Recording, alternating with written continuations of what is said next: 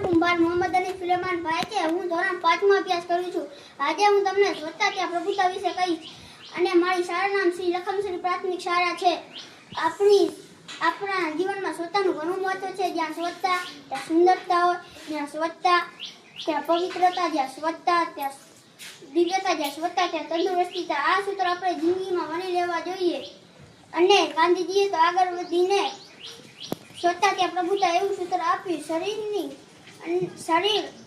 શરીરની તંદુરસ્તી માટે આપણા શરીરની ખૂબ સ્વચ્છતા રાખવી જોઈએ। આપણી આંખ, કાન, નાક, ચામડી, વાળ, નખ, દાંત વગેરે અવયવોને ખૂબ સ્વચ્છ રાખવા જોઈએ। શરીર સ્નાન કરતી વખતે આપણા બધા અંગોને સારી રીતે સફાઈ કરવી જોઈએ અને